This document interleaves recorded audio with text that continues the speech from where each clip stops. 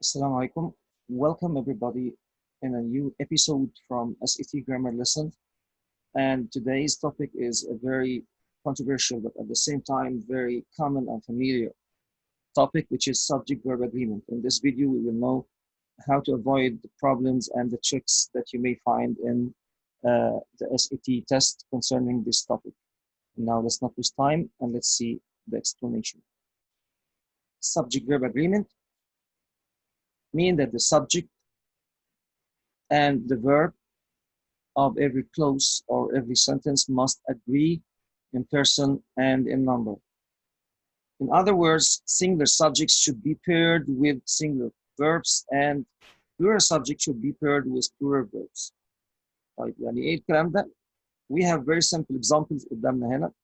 She plays singular subject with singular verb.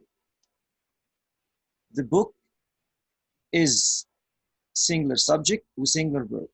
On the other side, عندنا plural subject they and I match it with a plural verb وبيجي معاه plural verb. الفرق بين في البريزنت سمبل بين السنجلر verb والplural verb ان السنجلر verb ends with s والplural verb doesn't end with s. ده في البريزنت simple. The present simple.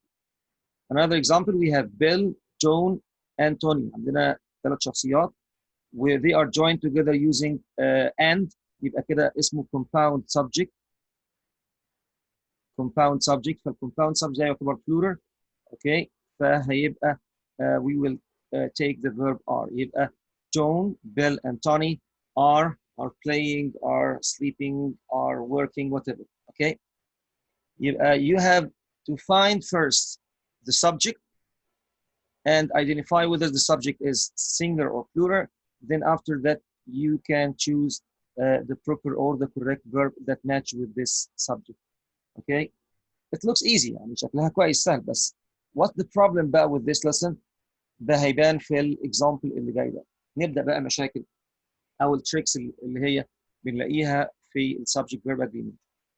الليسن طبعا اسمه subject verb agreement. already هو عامل لك underline على الفيرب يبقى you have to find the other part اللي هو السبجكت. مهمتك الاساسيه انك تلاقي السبجكت وتلاقي الكوريكت subject to be able to choose the correct verb. زي الاكزامبل ده a 4-year study by a team of Canadian scientists headed by student Laura McKinnon of the University of Quebec. The Quebec provide evidence in support of this hypothesis. Scientists created artificial nest. الجمله دي مش لازماني قوي انا يعني نهايتي عند الفول ستوب هنا. اوكي فين السبجكت؟ هل هو a 4-year study مثلا ولا a team of Canadian scientists ولا scientists ولا student ولا ال proper name ده اللي هو لورا ماكينون ولا the university دي كويبك. ايه السبجكت عندي؟ اوكي السبجكت عندي هي كلمه a 4-year study هي دي السبجكت. يبقى this is the subject of the sentence.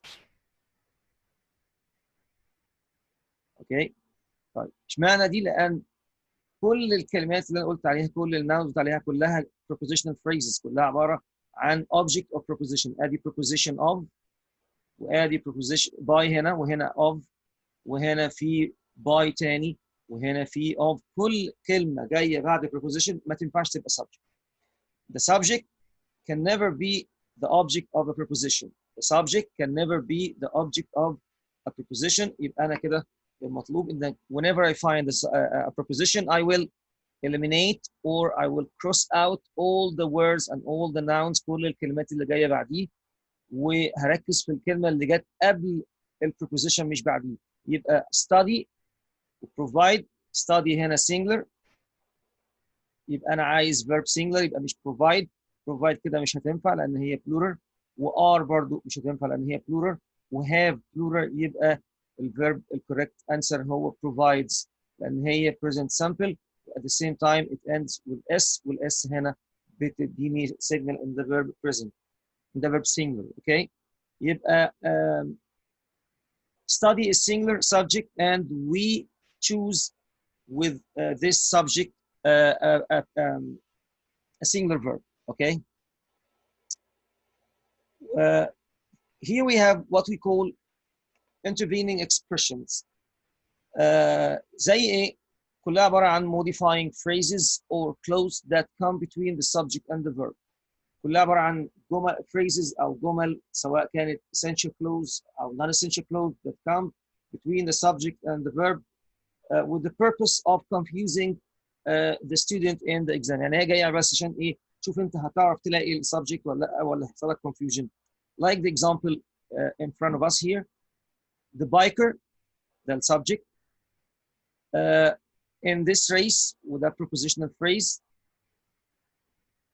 okay, is very competitive. ادي one biker only, فعشان كده بقول the biker is. طب و in this race ملهاش اي تأثير.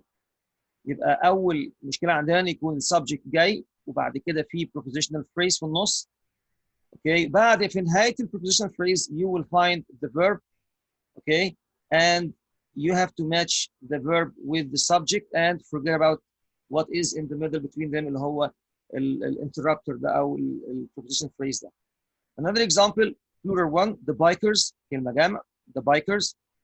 Okay, in this race برضو مش مؤثرة، علشان كده حتى قلت race are، يعني هو جايبها عشان تقول race is. لا، السبجكت هي bikers وهي plural، يبقى it will match with the verb are، وكلمة in this race is not going to affect the subject verb agreement or the agreement of the verb. Okay, يبقى what beside the verb is only the subject, not what is coming after the subject or the prepositional phrase between the subject and the verb. يبقى أي prepositional phrase في النص بين السبجكت والverb ما لهاش أي تأثير وبنشيلها، وما ينفعش ناخد الكلمة اللي بعد حرف جر عشان نخليها subject. البروفيشنال فريز زي اللي قدامنا في التيبل دي كده اللي هي of the dogs عشان جايه بعد of by the water with her mother about the chemistry test and so on. دي example للبروفيشنال phrases. اوكي، المشكله الثانيه بقى اللي ممكن تحصل ايه هي؟ ان هنلاقي برضو ان في مثلا زي الاكزامبل ده كده new computer classroom، مالكش دعوه بالادجكتيفز اللي موجوده قبل الناون.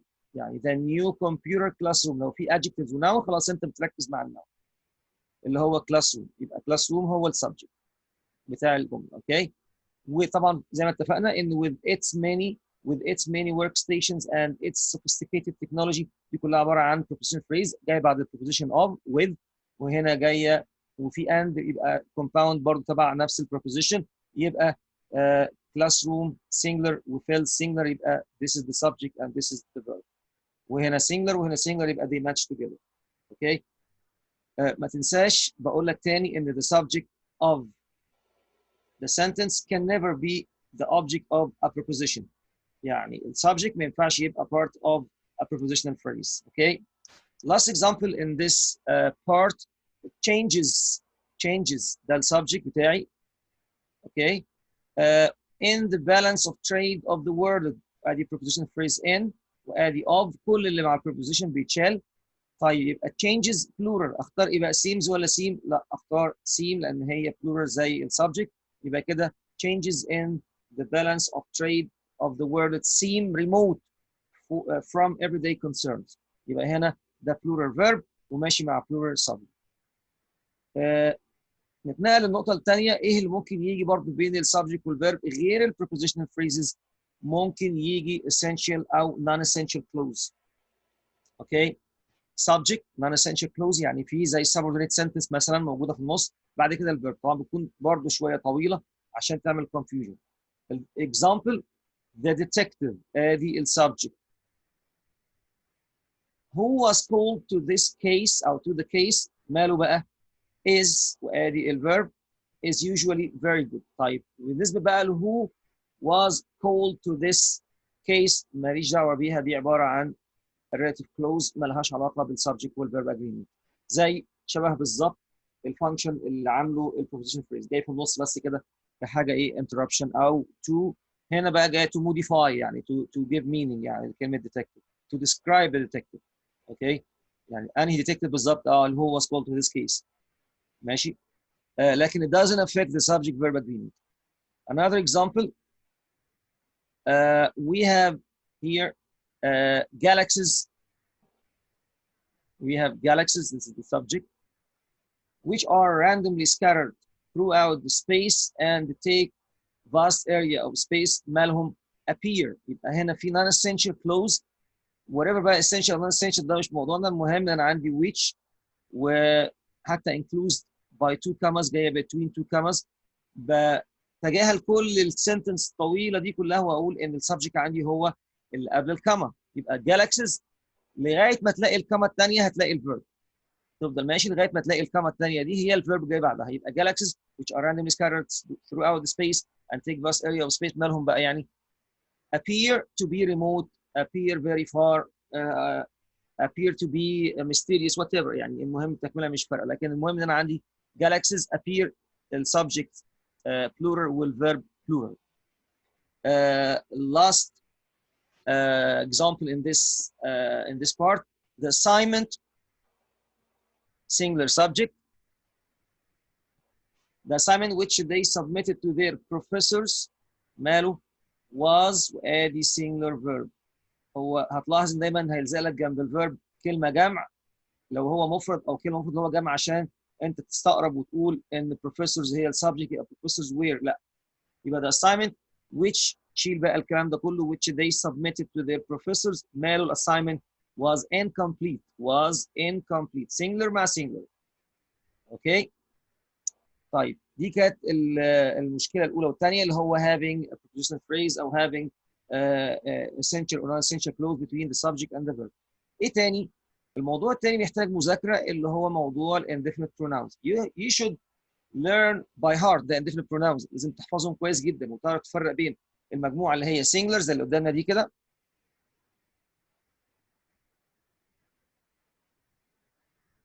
اوكي والمجموعه اللي هي ايه؟ اللي هي plural زي المجموعه اللي تحت دي. يعني العائله بتاعت each و either و neither و one و body اللي هي one someone anyone no one everybody somebody anybody دي كلها بتكون singular. اوكي واكزامبل كده either of the boys يعني رغم ان هي جايه وراها كلمه جمع بس برضه prepositional phrase ما لهاش علاقه. يبقى either of the boys was able either singular على طول و was singular على طول خلاص ماتش معاها يعني برضه.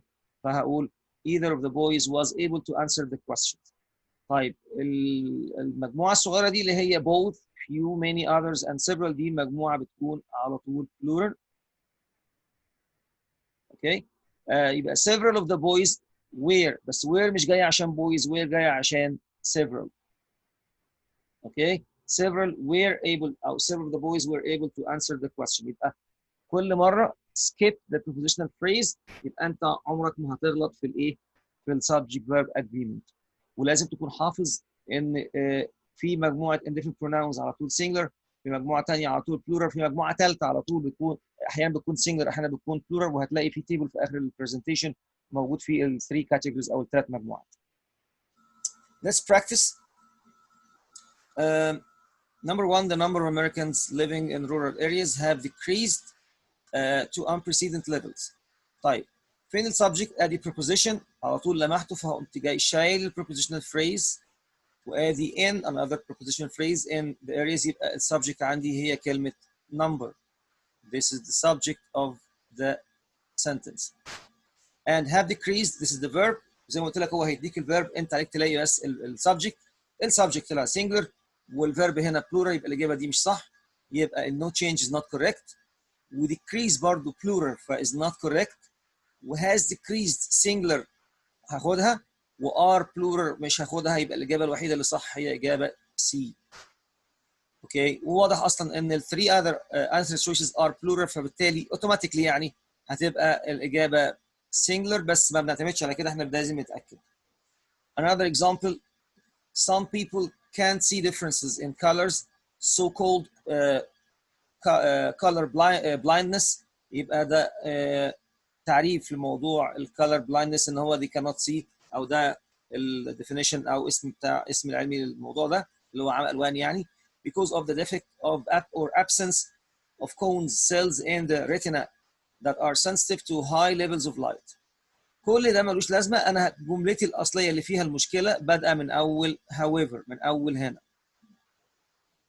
However the distribution and density of these cells also varies. طب فين السبجكت بقى؟ of these cells also مش موضوعي لأن دي prepositional phrase هشيلها. لكن the distribution ماشي and يبقى كده في compound subject and density يبقى أنا كده عندي اتنين subject و joined by and compound subject يبقى plural والverb هنا singular مفرد يبقى no change is not correct و has is not correct لأن has singular و would not correct لأن أنا غيرت الزمن والتنس كله present يبقى أنا أختار B vary the verb plural يبقى الأنسر عندي هي أنسر B. أوكي ناخد بقى سؤالين من ال SAT exams الريل exams. بيقول لي such coffee houses have existed since 1640 when the first was established in Venice and it has. طب ال it دي عايدة على مين؟ مفروض ان and it has يبقى أنا بتكلم على ال coffee houses which is plural noun. طب والحل إن أنا لازم أختار pronoun يكون هو كمان plural. أوكي يبقى كده ال no change is not correct لأن أنا عندي coffee houses جمع have existed اهي الفيرب بتاعها agree معاها كمان since 1640 when the first was established in Venice. ايه اللي حصل؟ دي جمله between two commas يعني مش يبقى such coffee houses have existed since 1640 and ادي الجملتين مربوطين ب and they have وادي هنا okay they have become a part of the national identity since this.